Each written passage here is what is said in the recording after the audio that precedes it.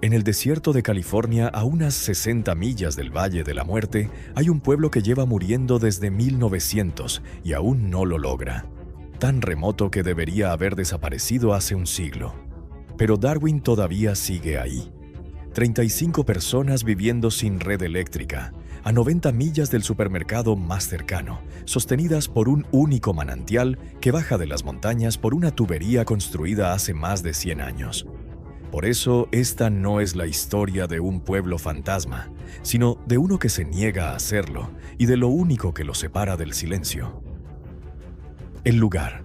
Darwin se encuentra en el condado de Inyo, en el extremo occidental del desierto de Mojave, a unos 4.800 pies de altura, en un árido valle de alta montaña donde las sierras se alzan a sus espaldas y la tierra se extiende en silencio hacia el horizonte.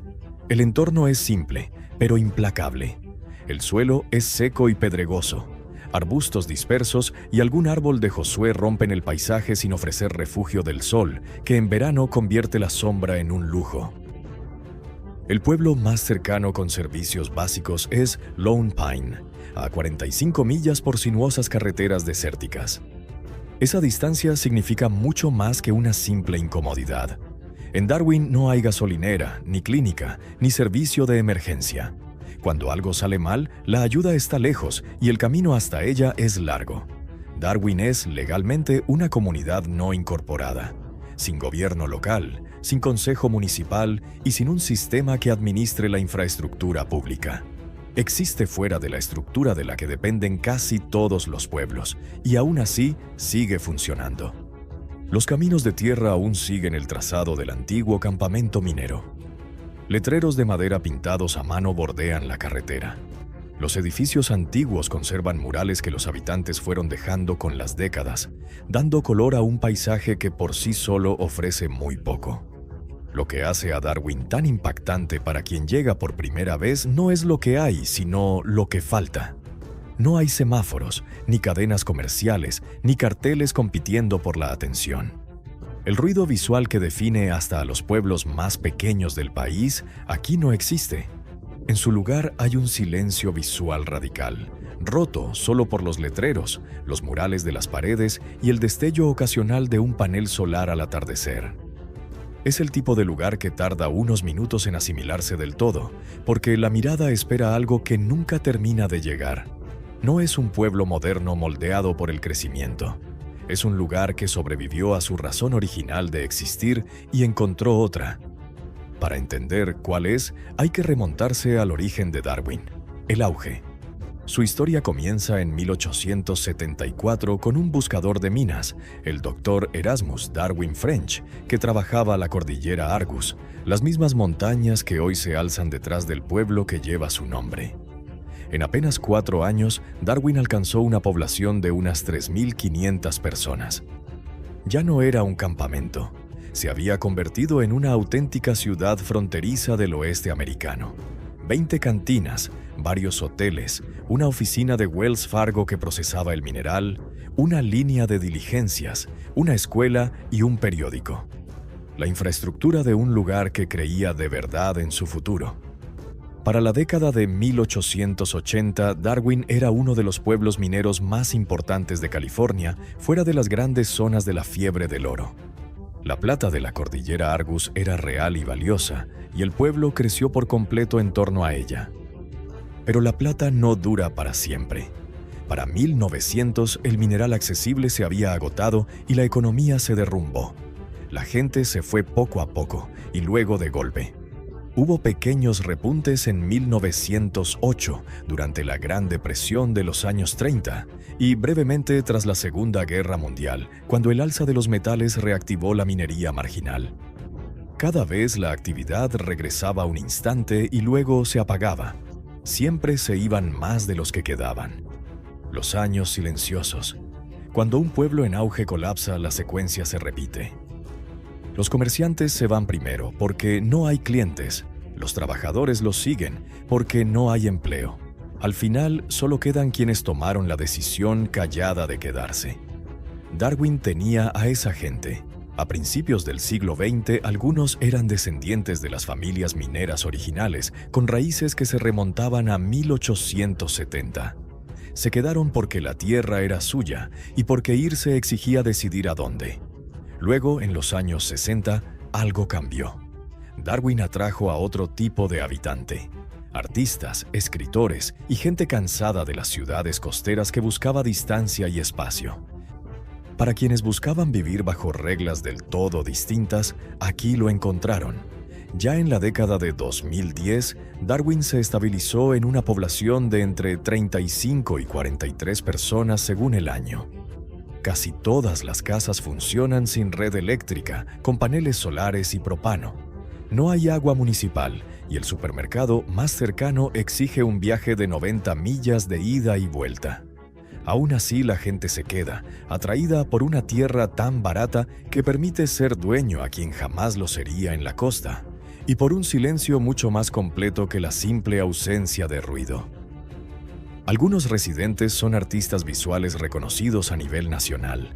Otros han publicado memorias sobre la vida en el pueblo, la soledad, la dificultad elegida y una existencia lejos de toda infraestructura convencional. Darwin es pequeño en número, pero no en carácter. Son personas que eligieron este lugar a propósito y saben exactamente lo que esa elección exige. Uno de los relatos más documentados sobre la vida aquí es el del escritor Ken Lane, que vivió allí varios años y captó algo que casi todas las crónicas de viajes sobre lugares remotos pasan por alto. La dificultad no es accesoria al atractivo, es el atractivo. El viaje de 90 millas para hacer la compra, las entregas de propano, los paneles solares que vigilar, la tubería de agua que exige atención. No son molestias que los residentes toleran a pesar de amar el lugar, son los mecanismos por los que el lugar se revela. Cada desafío que impone Darwin aclara qué importa de verdad y qué no.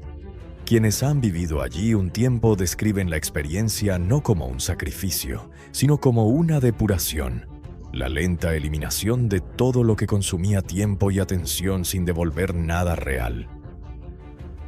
El agua. Todo lo demás en Darwin es manejable. Durante décadas la gente ha sobrellevado el aislamiento, la distancia, el calor y la falta de servicios. Pero hay algo que no lo es. Darwin no cuenta con un acuífero confiable ni con aguas subterráneas controlables en el sitio. El pueblo depende por completo de un manantial natural en lo alto de la cordillera Argus, las montañas que se alzan al este, y el agua baja por una tubería construida hace más de un siglo. Un manantial, una tubería, ninguna alternativa. La disputa sobre quién controla ese sistema lleva décadas sin resolverse. ¿Quién es dueño de la tubería? ¿Quién la mantiene? ¿Quién tiene los derechos del manantial? Nunca ha habido respuestas simples. El condado de Inyo protagoniza uno de los conflictos por el agua más largos de California, con raíces a principios del siglo XX, cuando Los Ángeles desvió el río Owens al sur por un acueducto de más de 200 millas. El valle de Owens, antes una próspera región agrícola, se fue secando y sus comunidades quedaron debilitadas o desplazadas. Las consecuencias legales y morales de aquella desviación quedaron grabadas en la memoria política de California y sus disputas nunca terminaron. La situación de Darwin es más sencilla, pero igual de precaria.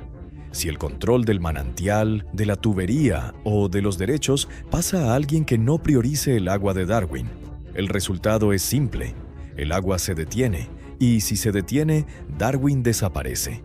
No es una metáfora. En el desierto de Mojave, sin agua no hay gente. El manantial no es un recurso de comodidad. Es la condición que hace posible todo lo demás. El futuro. La relación de California con el agua entra en una fase nueva e inestable. Lo que antes eran sequías temporales se vuelve la norma.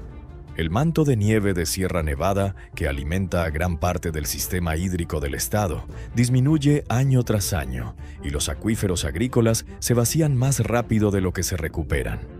Pero para Darwin todo esto importa de una sola manera. Converge en una pregunta sobre su manantial.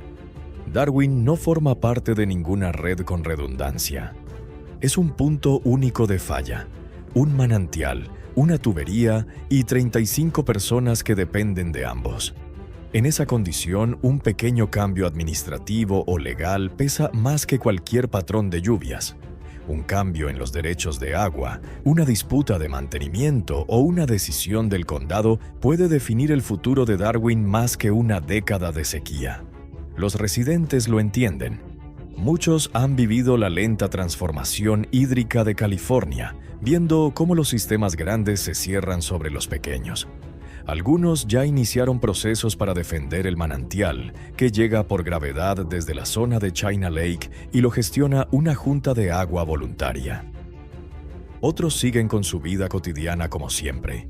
Los sistemas autónomos en marcha, las provisiones traídas desde Lone Pine, el agua todavía corriendo por la tubería.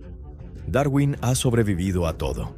El colapso económico, el aislamiento, el abandono, presiones que el pueblo pudo absorber con el tiempo. Lo que aún no ha enfrentado es una decisión tomada fuera del desierto que determine si el agua seguirá llegando. Y en un lugar así, eso no es una cuestión de política. Es la diferencia entre un pueblo que existe y uno que deja de existir. Lo único a lo que aún no ha sobrevivido es a una decisión de una oficina del condado sobre quién controla el agua, y esa decisión aún no se ha tomado. Por ahora la tubería sigue fluyendo y el pueblo sigue existiendo. Suscríbete y activa la campana.